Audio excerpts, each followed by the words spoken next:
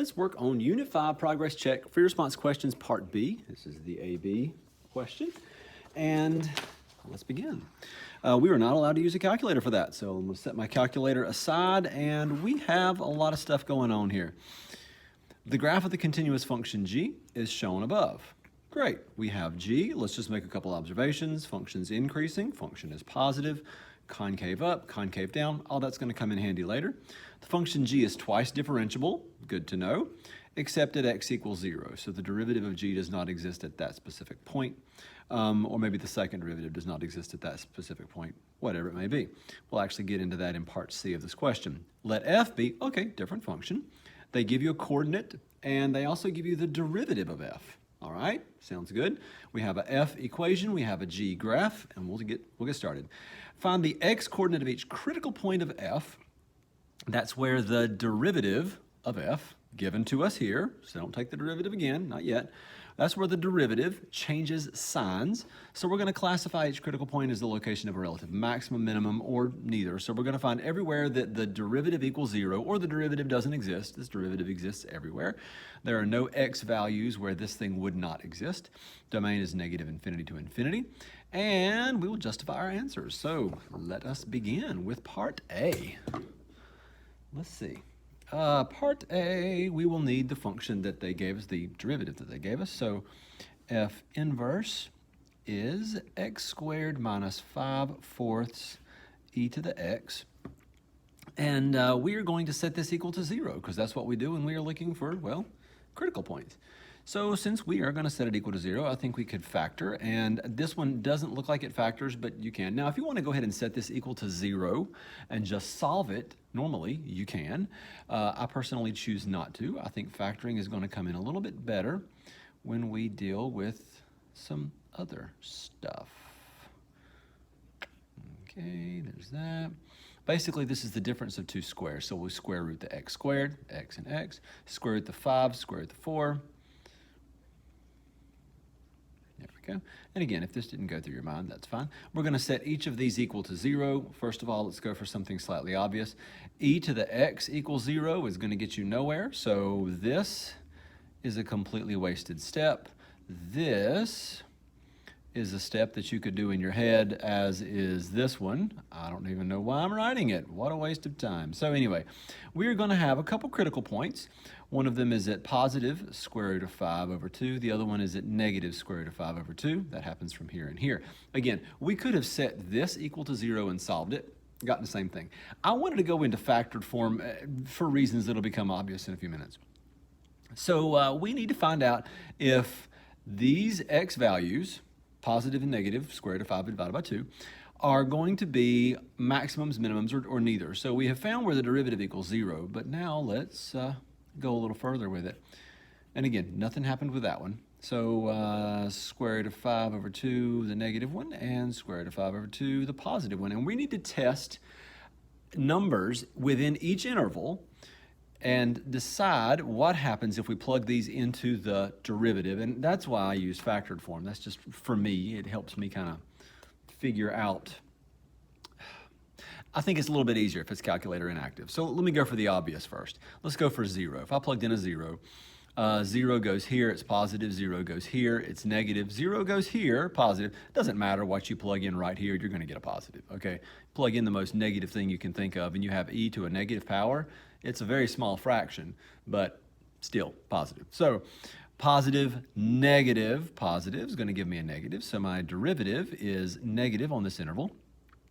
If I plugged in a positive bigger than square root of 5/2, and immediately our mind starts thinking, okay, well, square root of 5/2, I don't even know what that is as a decimal. Like, I wish I had a calculator. Stop. Just think of something big, like square root of 5. Okay, square root of 5 is around 2. Square root of 5 is a little bit more than the square root of 4. So we're basically dealing with something slightly larger than 2/2, so slightly larger than 1. So just pick something like crazy and ridiculous, like a million. A million plus this, positive. A million minus this, positive. E to the 1 million, positive. So there we go. That's why I'm using the factored form. It works here also. Works here pretty well, actually. 1,000,000 squared minus that number. Yeah, I like factored form. It just works for me. It's personal preference. Okay, pick a ridiculously negative number. Negative a million. Okay, negative. Negative a million goes here. Negative. Negative a million goes here. Positive. So negative times positive is positive. Okay, we have just decided that the derivative is positive, negative, then positive, which means a couple things. That means that we are going to have a maximum here and a minimum here, and they did tell me to justify my answer, so let's articulate that in good, plain, complete sentences. So, f of x has a relative max. Again, relative meaning it's probably not the highest, or like you might have other extreme values, but a relative maximum at x equals this value right here, negative square root of 5 over 2, and why? Okay, well, didn't even need a calculator, don't need to see the graph. We have whatever we need to have, so we have what we need to have. Increasing, decreasing, because f prime of x changes from positive to negative. There. All right, let's keep driving. We also have a minimum here because the derivative changes from negative to positive, which means it bottoms out. So decreasing, then increasing. So f of x has a relative minimum, you know where this is going, at x equals positive square root of 5 over 2, because I said so. Because f prime of x changes from to positive, negative to positive. There. Okay, fine. Got that part taken care of. Now on to part B. We have answered everything in part A. I personally like to stop and read the question one more time and make sure we have everything, and I think we do. Name the x-coordinate, got it. Classify, yep. Justify, done. All right, just make sure you covered it all. Part B, next page for me. Same screen for you. Find all values of x at which the graph of f has a point of inflection. Oh, second derivative. I need the second derivative. They gave me the first derivative, so we'll take the derivative of that. And that will give me a point of inflection if I set it equal to 0. So here goes, part B. And just for reference, I'm going to write the derivative again. Please don't do that. You would be wasting your time. But I want to be able to like point at it and show you where this whole thing's coming from and that sort of thing. So here's what they gave me. And I hope you notice that my exponent is kind of sagging there. Sorry. I hope you notice that this is going to be the product rule. So we will do, well, f prime g plus f g prime. There we go. Not to be confused with the f's over here. And we need to solve this thing and set it equal to 0. So let's set it equal to 0. And it's going to get a little bit tricky, but it's totally doable. And it's not that bad.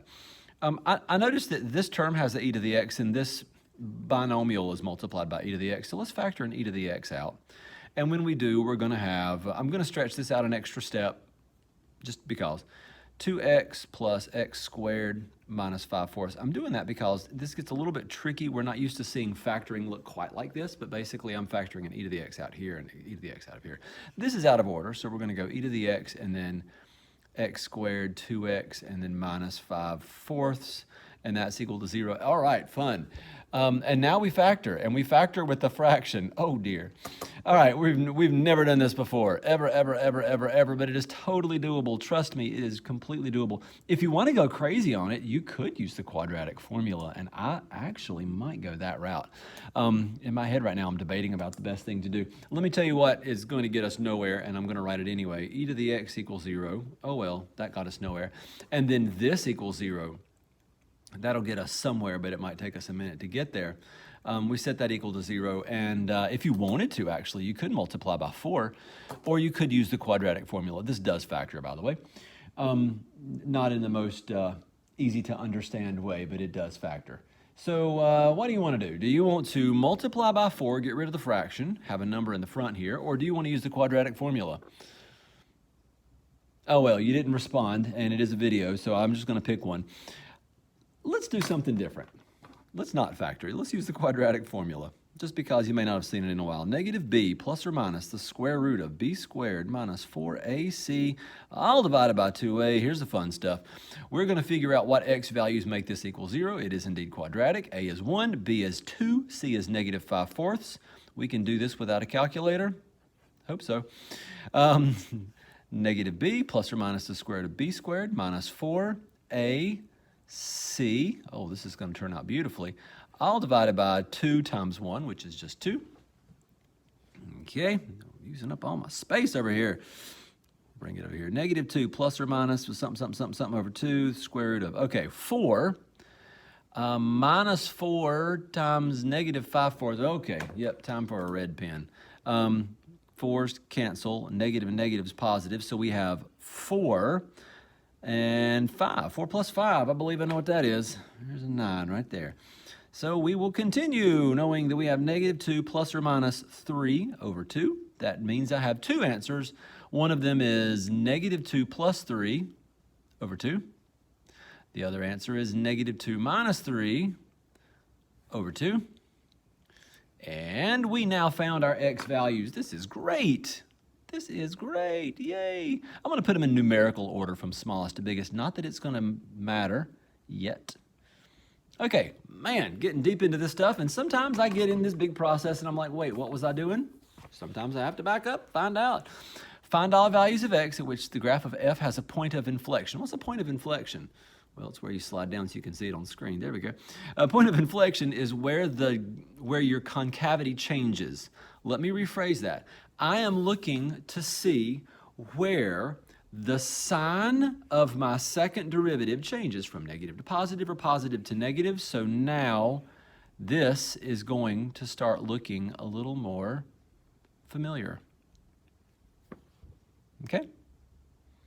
And let's figure it out without a calculator. Totally doable, totally doable. Okay, I'm gonna go for the obvious. Let's plug in a 0. I like to start there, it's just easy. So plug in a 0, e to the 0 is 1, so positive.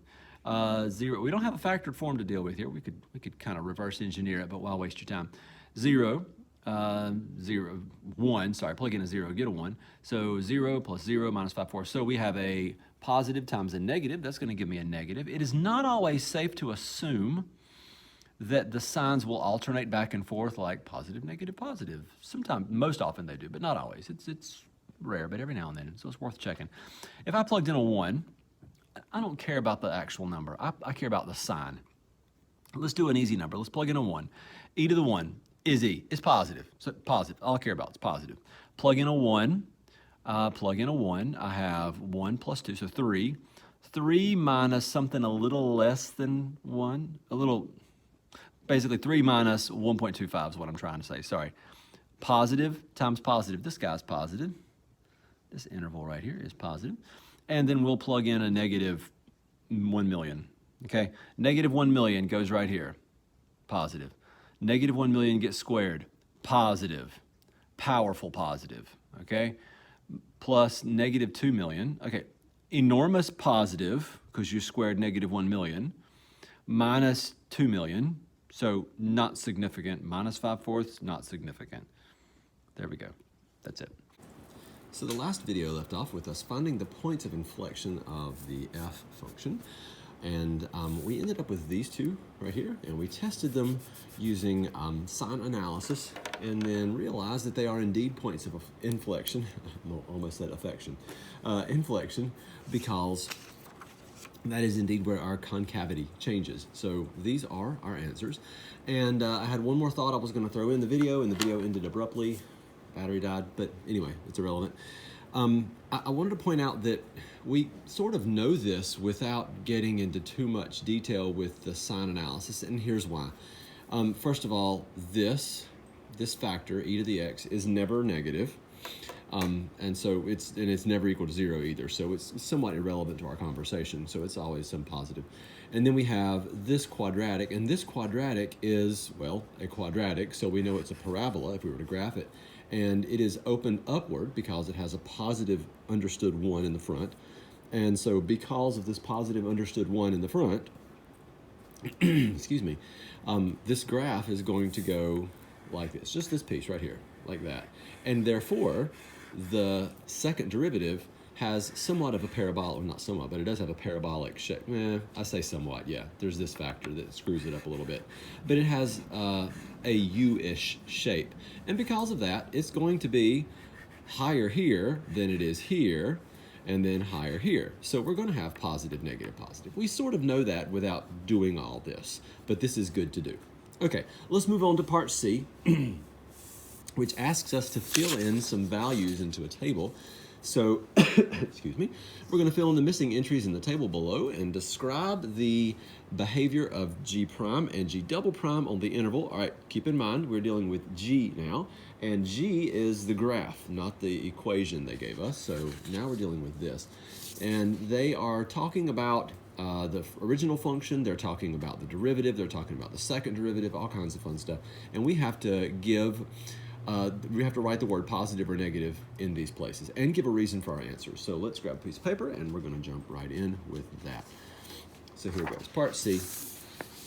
Pardon me while I slide this up for a second. There we go. Okay, part C. And instead of actually writing on the little chart, I'm going to just write a few little things. So G prime of X is, okay, I'm about to fill in the word positive or negative, so I'll leave a little blank and we'll discuss it in a second. On the interval from -3 to x to 0, that would be here, and then I'll tell y. And G prime of X is something on the interval from 0 to 3. We'll tell y. And then the second derivative, and I'm just doing this so I don't write on my actual grid, -3 to 0. And again, we're going to need to look at that graph in just a second and really see what's going on with that graph.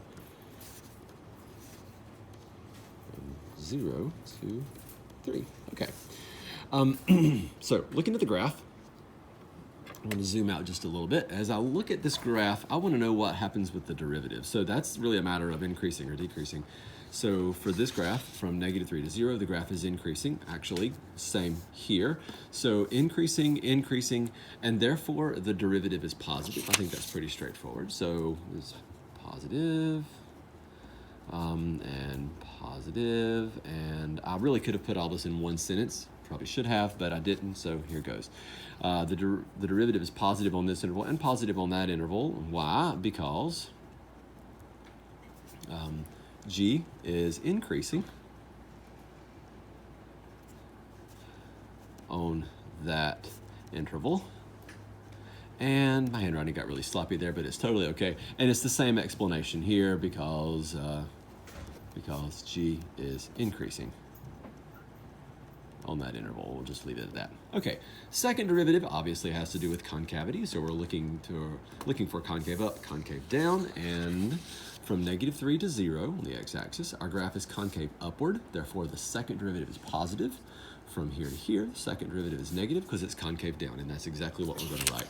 So from here to here, second derivative is positive. Here to here, second derivative is negative. So positive, negative. And because G is concave up, and then here it's because G is concave down.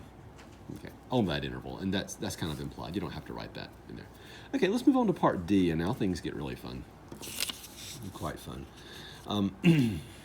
Get ready for the funness. It's going to change your life.